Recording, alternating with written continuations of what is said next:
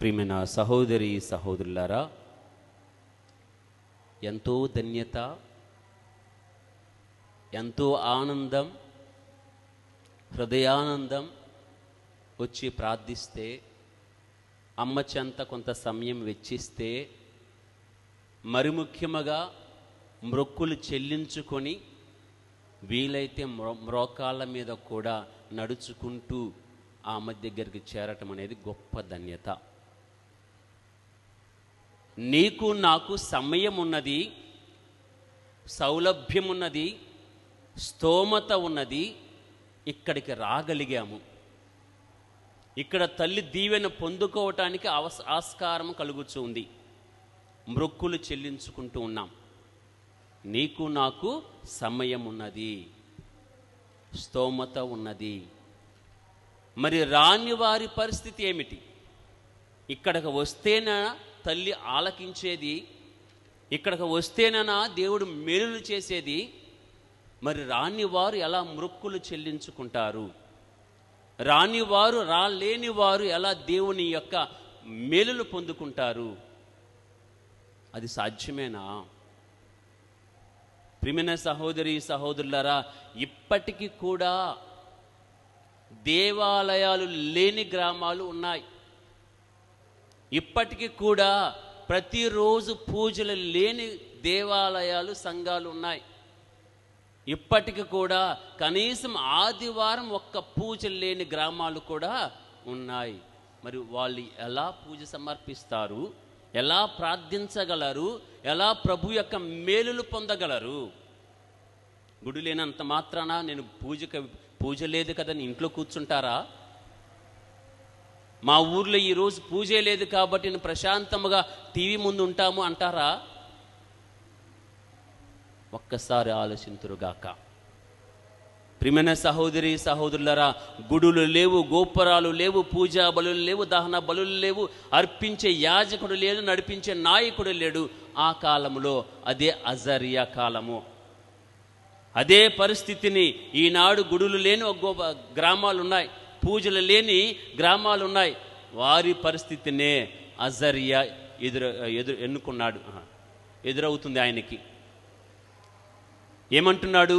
నిప్పుల నడుమ ఉండి, అయ్యా ఆ కాలం వలె మాకు రాజులు లేరు, ఆ కాలం వలె మాకు యాజకులు లేరు, మా దేవాలయాలన్నీ కూడా నేలమట్టం చేయబడ్డాయి. దహన బలి లేదు, సంపూర్ణ బలి లేదు, ప్రాయశ్చిత్త బలి లేదు, కృతజ్ఞత బలి లేదు. మా దీనస్థితి చూడయ్యా అంటున్నాడు అజరియా. మరి ఎలా? గుడి లేనంత మాత్రం నాకు ఇంట్లో ఉంటే ఎలా? శనగోగు లేదని చెప్పి చల్లగా కూర్చుంటే ఎలా? పూజా బలి లేదు కాబట్టి ప్రశాంతంగా ఉండాలా? స్థలం లేదంటే ఎలా? అజరియా అంటున్నాడు, అయ్యా బలియాగముగా నన్నే నేను సమర్పించుకుంటాను,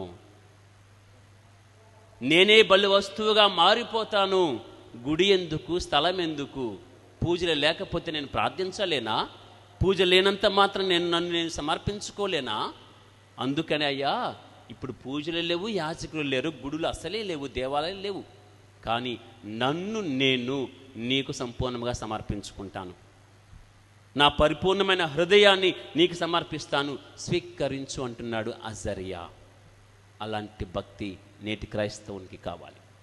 నువ్వు ఎక్కడ ఉన్నా, ఏమి చేస్తూ ఉన్నా కానీ నిన్ను నీవు సంపూర్ణముగా సమర్పించుకునే తత్వము మనలో ఉండాలి.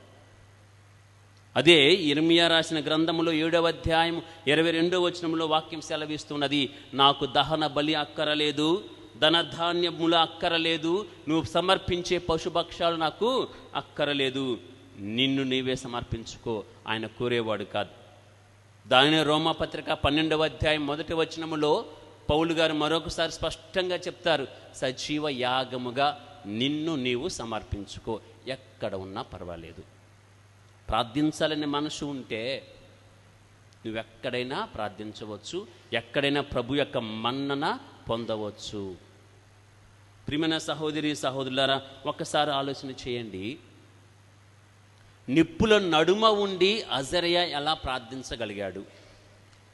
సింహాన్ని ఎదురుగా పెట్టుకొని దానియేలు ఎలా ప్రార్థించగలిగాడు? రాళ్లతో కొడుతూ ఉన్న మోకరించిన స్టెఫాను గారు ఎలా ప్రార్థించగలిగారు? శిలువ మీద వేలాడుచు ఆయన ఎట్లా ప్రార్థించగలిగాడు? ప్రార్థించటానికి సమయం అక్కర్లేదు, సన్నిధి అక్కర్లేదు, మనసుంటే చాలు. నీ ప్రార్థనలో పట్టుదల ఉంటే చాలు. నువ్వెక్కడైనా ప్రార్థించు, ప్రభు నీ మొరాలకిస్తాడు. నువ్వు సంపూర్ణ హృదయముతో ఒక అజర్య వలె, ఒక యేసయ్యలాగా ప్రభువునకు సమర్పించుకో, ఖచ్చితంగా దేవుడు నీ మొరాలకిస్తాడు. ఒక్కొక్క సందర్భములో పునీత జెరోము గారికి బైబిల్ గ్రంథాన్ని తర్జుమా చేసినటువంటి పునీతులు, వారితో దేవుడు అంటున్న మాట, జెరోమ్, ఈరోజు నువ్వు నాకేమి సమర్పిస్తావు? ఈరోజు నువ్వు నాకేమి సమర్పిస్తావు అని దేవుడు జెరోము గారిని అడిగారట. ఆయన ఏమన్నాడంటే, అయ్యా, నాకున్నదంతా ఇస్తా, నా తెలివి, నా జ్ఞానము, ఈరోజు నేను చేసే పని, నన్ను ప్రేమించేవారిని, నేను ప్రేమించేవారిని అందరినీ సమర్పిస్తానయ్యా అన్నాడట. ప్రభు అన్నాడు, అన్నీ సమర్పించే నీవు నీ పాపాన్ని సమర్పించవా? నీ తప్పిదాలను సమర్పించవా? నాకు కావాల్సిన నీ హృదయము, అందులో పగిలిన హృదయము, నలిగిన హృదయము, నువ్వు చేసిన తప్పిదాలన్నీ కూడా సమర్పించు అని పునీత జెరోము గారికే దేవుడు సలహా ఇచ్చారట.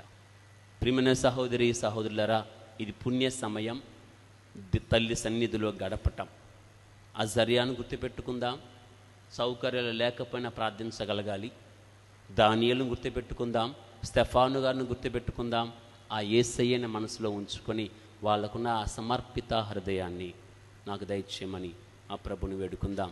ఒక చిన్న వాక్యం ఉన్నది, నన్ను నీకే సమర్పించెదనయ్యా, నాదంతా నీకర్పించెదనయ్యా. నిన్ను నీవు సమర్పించుకో, నీ కుటుంబాన్ని, నీ బిడ్డలను, నీ తలంపులను, నువ్వు చేయబోయే ప్రతి పనిని సమర్పించుకో. దేవుడు నిన్ను ఇప్పుడు ఎల్లప్పుడూ ఫలప్రదం చేస్తాడు. ఆ దేవాది దేవుడు ఇక్కడ చేరిన మనందరిని కూడా ఆశీర్వదించునుగాక. ఆమేన్.